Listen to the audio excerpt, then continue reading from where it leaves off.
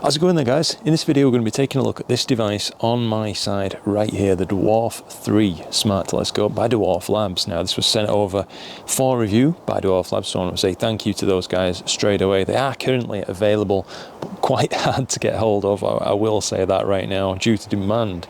They've been extremely popular, owing I guess to the success already of the Dwarf 2, but this is, while it looks similar, it is a major step up, and I've really been enjoying using this thing, I have to say, and not just for what we're going to be doing tonight, which is some nighttime astrophotography work, but also for some daytime work too, and also some night but terrestrial time-lapse footage as well, and I'll show you all that on the screen. But what I wanted to do basically is talk you through the initial setup on this thing. So I am just connected up and I'm trying to record my phone screen for you, which you can hopefully overlay on this thing. But if I just click now photo mode, we can actually decide exactly what we want to do. So hopefully you can possibly see me if I just say hello on the Dwarf screen right there. You've got your option to switch between, of course, the wide angle lens. You can adjust the speed of your slews around as well. So currently got this connected up in station mode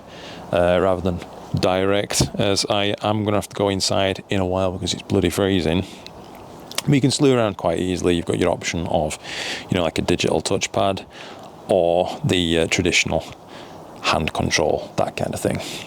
Now it can slew very fast. I don't know if you can see the speed at which this thing's moving around, so it has got a high rate of motion, and that's also interesting for another feature that this is capable of, and this might appeal to some of you guys out there, but it can actually be used for UFO capture, and it automatically pans around the sky looking for objects that it might deem potentially as UFOs, and then it will lock onto them, automatically track them, and start recording all on the fly. It's absolutely, it's wild, the kind of things that this can do. It can also be applied to, known flying objects such as birds, but I thought that was a really cool feature, well worth mentioning. Now if I just jump in and show you the kind of stuff that we're really probably going to be interested in on this channel in particular, which is, let's say, astro mode. So we'll just go ahead and re-index this thing to its native position. It all operates on clutches, by the way, so it's it's free to be moved around. They will just slip and it works absolutely fine. And we're going to go through setting up equatorial mode, if you like. So I'm going to click features, and then I'm going to click EQ mode. And before I do that now, I just want to make sure that we can see stars in the Dwarf. So I'll point it directly up to zenith or thereabouts, and we will adjust the parameters to make stars visible for us a second. So on the telephoto lens, I'm going to go with, I don't know, 1.6-ish seconds, so we can see some stars. That is working. Might be worth at this point to run a auto focus and let it just figure that out a second. It needs to be able to see stars in order to run through its plate solve procedure, which it's going to use for polar alignment. Now it does work actually really well. I'll show you that in a moment. It shouldn't take as long at all to get set up. It is worth mentioning that the Dwarf doesn't come with a tripod, so this is just one that I've got with a ball head attached, which works fine. But if I was buying one specifically for this thing, gotta be honest, I'd probably buy a video tripod with a tip tilt head, as that would make getting polar alignment even easier, to be honest with you. So now we're in focus on the telephoto side of things. I can go ahead and use equatorial mode right there, click confirm. It's asking me, am I in focus? Yes, we are, so done already. It's telling us what we're going to need to get actually set up. It says you're going to need a compass tool. To be honest with you, I've just looked up the north leg of my tripod, everything's lined up roughly, and just put it in line with Polaris. It'll do the rest, that's near enough. But if you don't know how to find Polaris, etc., no worries, you are just going to need a little tripod. You are just going to need a compass of some kind, but at that point you can click I'm ready. So it says to set the set level, of course, mount the device on a level tripod with its back facing north. So it's the actual back of the device is here, that is facing north, the labelled side is facing me where it says Dwarf Lab. And also the barrel, the lens barrel, is rotated to kind of just face up towards the sky a bit. Now at that I can click next. The instruction now is to tilt the Dwarf device. So I'll just drop down for this, and I'm going to drop it down till I think we're probably pretty close to alignment there. We'll give it a go. I'll just move out its way because the lens barrel can actually see me there. Now when I click next, it's going to take a photograph looking that way. It'll move a little bit, take another photograph, and then between those points it may even take an extra one. It'll calculate the amount of polar alignment error that it's got. It'll inform me of that fact whether it's good enough or not, and also it'll let me know if I want to try to dial it in a bit. So you can see it came up already. Excellent alignment achieved. Deviation is at 3 degrees. You may proceed with your shooting, or be more precise. You can click that too, so I may as well show you. So it's giving me another set of instructions to go with from this. So first, rotate the tripod counterclockwise by about 3 degrees. All right. So I'll make one move instead because it's saying to make compound adjustment. Now I've done that, by the way, I will actually re-index back to 0. You may not need to do that from your location. From mine, I certainly do. As if I go much lower, looking in the west there, I'll start to just see the roofs of houses, that kind of thing. But in just a few moments here, it should find the next. Deviation is at 2 degrees, so we're getting closer now. So the point in direction would guess that. And now I just need to tilt the angle down, as it had warned me last time. So we'll try there. One more run through. You can probably play it solve at this before I have to re-index, just by way of demonstration. But overall, I have to say, guys, I've been very impressed with this device. It doesn't take long to get yourself polar aligned. And there you go, deviation is at 0. So no longer do we have the option to make it more precise. There is no need. It's polar aligned properly. Now, I don't know if you can see just over, if I move out of the shot, my shoulder up there, we've got the mighty Orion in shot. So I think why not go for that and have a look. And this is as good an opportunity as any to demonstrate how it can plate solve and find objects too. So I'm just going to go ahead and click function. And now Atlas is what I'm going to use for this. So I'll have to tilt my device. And let's just find what we're looking for. So you can do it this way. I should be more clear on this point. You can go ahead and manually select how you'd like the object to be framed, such as, maybe you want it right on the core there, so you're going to get M42 and the running man. That'd be what I'd do, because I know my way around the night sky reasonably well. But if you don't, if you're a complete beginner, which, let's face it, we all were at one point or another, you can also click the search icon. You can search if you know roughly what you're looking for, but if you don't, and you just want a recommended list of objects, well, it's got that too. You can go through, find favourites, Dwarf Lab recommended stuff, nebula targets, galaxy targets, clusters, planets even, though I wouldn't recommend it. It's going to be amazing at planets, to be honest, given its short focal length. But let's just try out the search function as well. M40, two, there we go. So select, and sure enough, it's pretty in roughly the alignment I was talking about. Now, if I click the little shutter icon down in the bottom, it's going to go ahead and get itself aligned. So I'll just move out of its way very slightly for you. I have to duck, actually. So what it's currently doing with this large rotation is it's finding its end limits before it tries to do a go-to. So it's going to go to the opposite side. That's not currently its limit, but it is going to start there before it makes its go-to. That's where it finished polar alignment. So you can see it's calibrating by making a few movements. Then next up, it should make an actual go-to attempt and finish off that final movement. And here we are. It is moving down. It looks to be aimed at the target. The go-to's processing, and with nearly certainty, it is really rather good how it does this. Go to success, and we're aligned. You can see right there on the screen a live feed of M42. Now we're already in focus.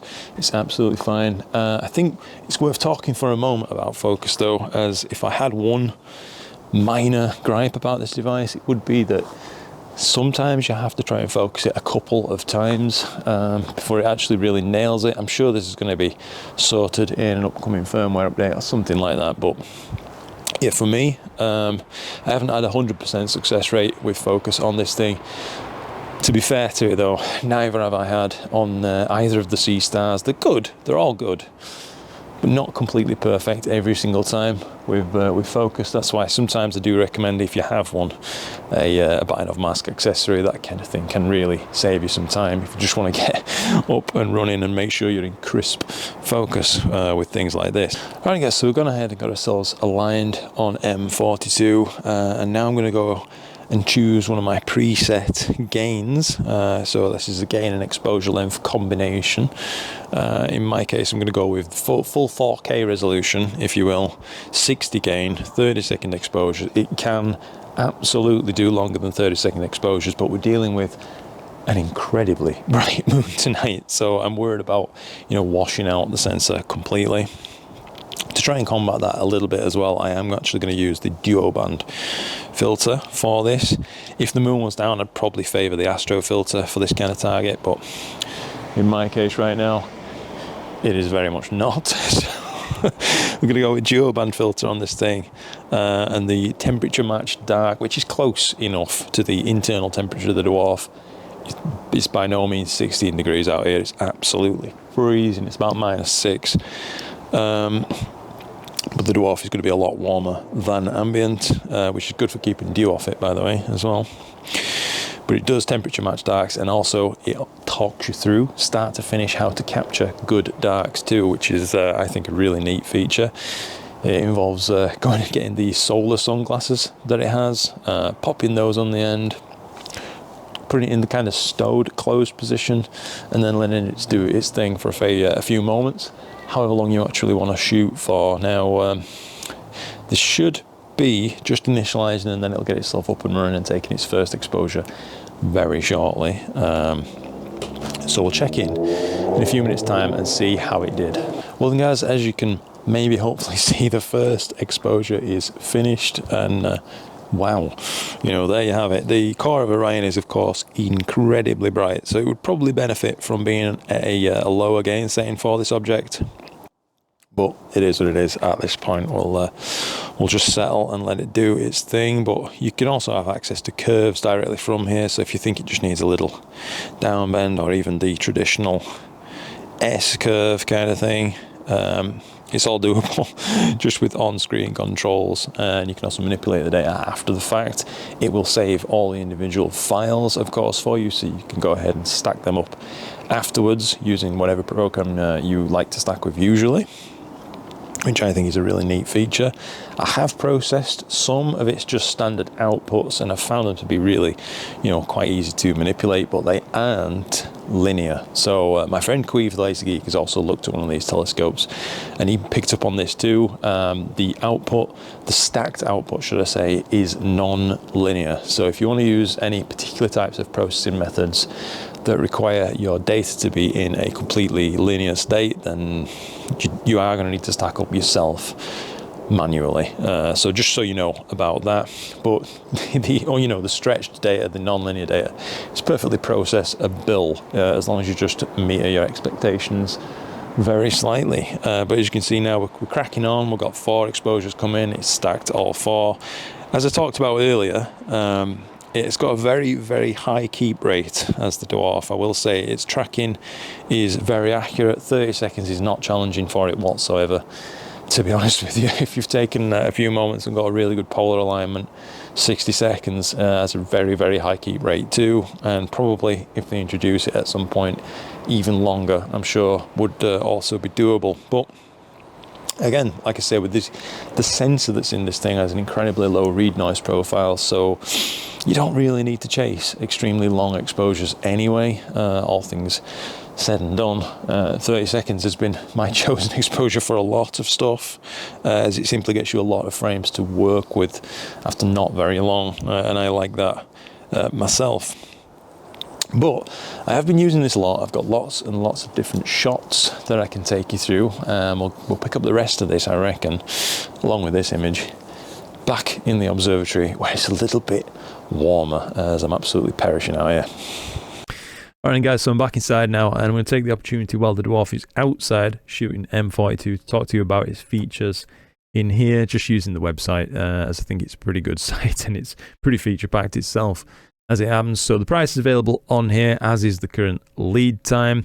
As you can see, what it comes packed with in its bundle is effectively a set of solar sunglasses, which are magnetic. They pop straight on the end. Really cool little design. A bag to keep those in, a lens cloth, a USB, and a bag to store the whole lot in. Nowhere to store your tripod though, I would say, unless you had a very small tripod. It doesn't come with a tripod. You can opt to buy one direct from Dwarf at the same time if you wish, for a currently priced at £67 here in the UK. I think you could potentially maybe do better on Amazon or something like that, but it doesn't look a bad little device all the same, and it is the type which I would choose for this. So a video type tripod with a handle, it's going to make alignment easy because it only wants to move in certain planes depending on which part of the tripod you loosen, whereas a ball head wants to just go everywhere and it can be a bit of a nightmare, truth be told. Now I also want to mention the fact that the Dwarf footplate right there, it's quite happy to operate just on its footplate as long as you're putting it down on something, you know, nice and stable, not like gravel or grass or something like that. But if you've got somewhere, you know, solid, you can pop this down. It will operate just fine on its footplate, although it will prevent you from using it in something like, you know, equatorial mode where it does need to be on a tripod. So you can tilt it to align yourself. Enough about that. Anyway, let's just jump down a little bit. I'm not going to focus too much on everything as we go through because the site is huge. There are some major key points I want to talk about. So the 35mm aperture apochromatic lens. Now that's important. It is a little apo lens, and actually I think it works really well. It gives you a lot of sharpness for its size, especially. Pretty incredible. It does a great job of controlling chromatic aberrations. There's very little to see, and it maintains focus throughout all the filters too. So when you hit autofocus on this thing, it will snap to like the astro filter or the vis filter, and then when you change filters, it maintains focus. So that's important to see. So you're not gonna have to be trying to chase focus for each one. The sensor in use is a Sony IMX678, which is a StarVis 2, so no amp glow, incredibly high sensitivity, and it's got very small pixels on this thing. So even though the kind of focal length itself is fairly limited in the telephoto mode at 150mm, effectively, you're still going to get a reasonably high resolution owing to these very small pixels, 2 microns each. So I will attest to this as well. I enjoy longer shut times while barely any noise comes to disturb. Yeah, it is a low noise little sensor, and it's also a good sized sensor. So I think it's the perfect point to talk about how this device not only competes with, but I think can complement comfortably the other really popular smart telescopes on the market. So I've just made a small kind of a simulation, if you will, right here, just using Astronomy Tools field of view calculator, and plugged in the 3 smart telescopes, you know, the really popular ones on the market, the S50, the S30, and the Dwarf 3 now, to show you the field of view of all 3 of those. Now, the green box in the middle is the Seestar S50, which is paired up with the IMX462 sensor. The blue box is the Seestar S30, which comes with the ASI 662, you know, the IMX 662 rather, sensor. And the yellow box, the biggest of all, so even though it's matching the focal length of the S30, it is a bigger overall field of view owing to a larger sensor size. That is the Dwarf 3, so it gives you the most real estate to work with, which means you can comfortably frame more targets. Whereas, let's say with the S50, you're going to have trouble catching some really large stuff like, for example, M31, Andromeda, But on the other hand, with that longer focal length instrument, you can punch in a little bit further and get more detailed shots of, let's say, very small planetary nebula or smaller galaxies. It swings and roundabouts. There is no one-size-fits-all solution, but I really like the field of view on offer from the Dwarf 3. I will say that. I think they've all got the place. Probably my favourite field of view, though, has to be the Dwarf. And one major advantage about the Dwarf, if you are going to use it for astro stuff especially, is the fact, like we talked about, equatorial mode means that you are going to get the whole use of this thing. So none of it's going to be lost due to field rotation, where you're going to have to crop off quite large stacking artifacts in the corners, or opt to use a more time-consuming, almost semi-mosaic mode, like you can get around that problem with the Seestar S30 ES50 by using their zoom framing mode, knowing that you're going to have to crop the edges off anyway due to field rotation on those alt-azimuth smart telescopes. With this thing, you're going to get the whole frame the whole time, and it works really, really well, I have to say. So that's a major strength of this device, one that makes it stand out to me in particular. Now, the various filters that it comes with, as it mentions, this 3. So there's a visual filter which cuts off the kind of IR spectrum of things, and the astro filter which lets through a little bit more of that, but not absolutely everything, and also happens to let through a load of HA at the same time. So the astro filter is probably going to be your go-to for a lot of stuff.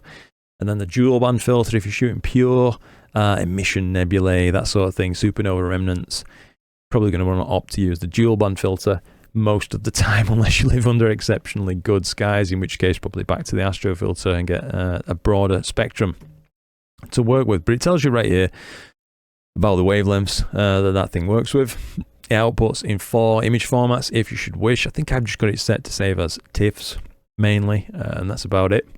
Now, one of the other key things about this thing is its ability to noise reduce and slightly deconvolve as well, I think, at the same time, as part of its automatic post processing. So when I'm done with, let's say, M42 right here, I can hit stop on that object, and then it'll tell me to wait about 3 minutes or so while it actually processes the noise reduction for this thing. So this mock-up that they've got right here with the slider might look really dramatic, but this is really, really accurate as it happens. This is kind of what it does. So you can go from having quite a noisy image where some of the smaller features, let's say this finger of nebulosity right here where I'm mousing, kind of a little bit lost in the background.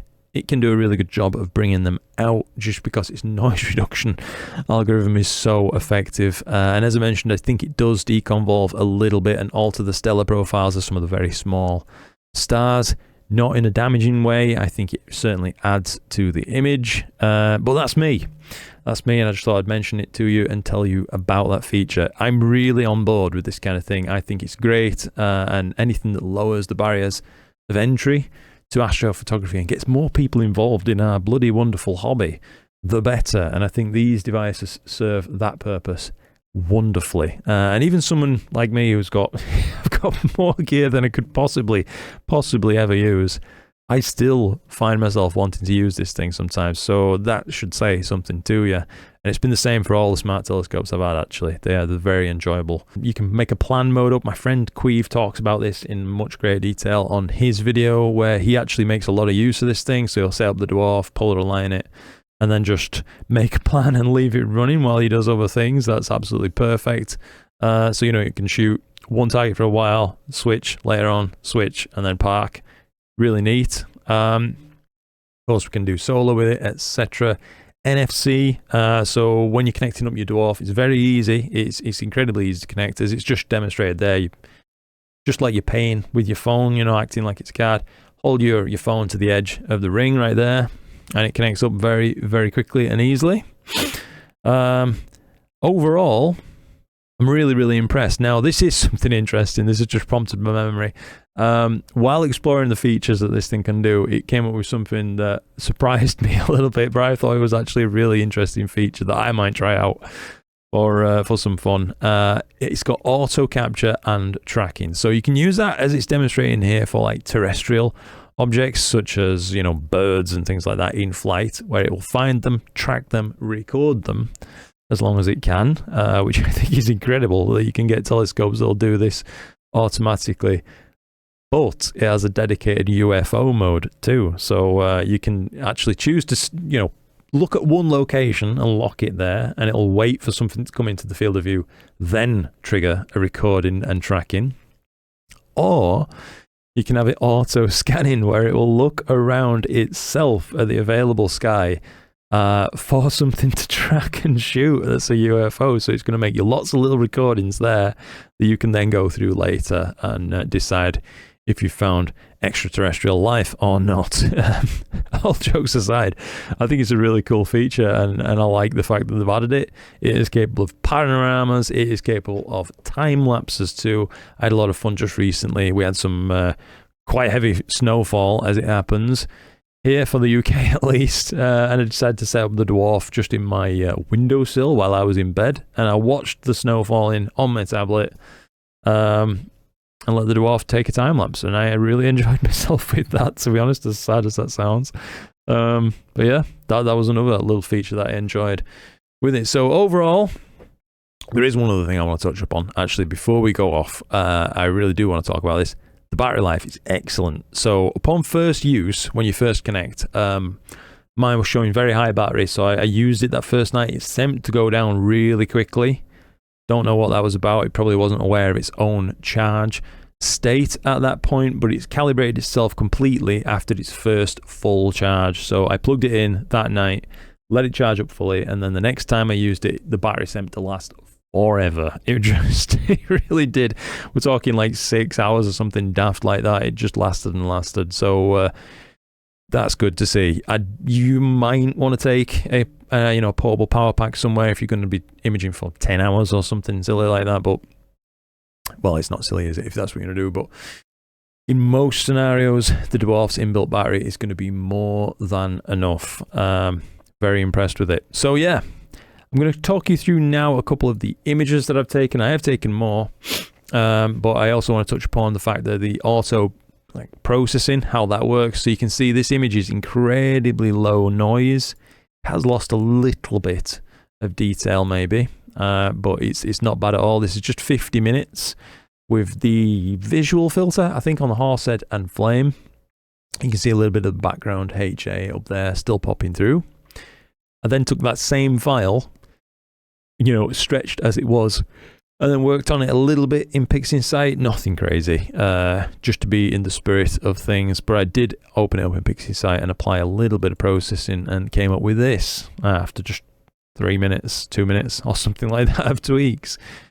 Which, as it happens, blows any of my initial efforts at this target, the horsehead and flame, when I first started astrophotography in earnest, using a DSLR, a tracking go-to mount, that kind of thing. This is better than any of those initial images I ever took by a mile, and it's from a smart telescope that did the whole thing its bloody self. It's unbelievable what we have access to these days, and as you can see, the noise profile, really nice, and the star shapes are very good too overall. Now, these are left untouched, so this was a quick shot of M45. This was just 17 minutes. Very bad conditions. I will say this needs revisiting and trying again, as I'm convinced the Dwarf can do a lot better. It's also able to use the wide field camera to take shots too, so that's going to be interesting if you live somewhere where you can see the Milky Way, for example. I don't, of course, but if you did and you took this maybe somewhere dark, you could get some interesting time-lapse footage too of that kind of thing, just using the wide field shot. The Sol Nebula right here, this is using the dual band filter. This is just 25 minutes, no processing. This is as it came out of the Dwarf. Not bad at all. You can see though, the problem here is I was using unmatched darks, so we do have some mottling happening. I learned later on and rectified that matter. But right now, I guess we're going to have one more image to show you at the end of this, and that's going to be M42. So, I've talked your ears off, as per usual. I hope you've enjoyed this first look at this thing.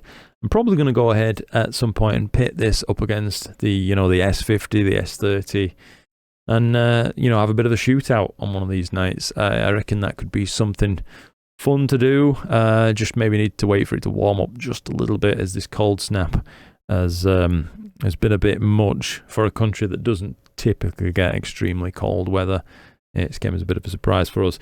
Anyway, Again, huge thanks to Dwarf Labs for sending this thing over for review. I hope you've enjoyed watching this video, and I look forward to seeing you in a future one. So thank you for watching, and clear skies.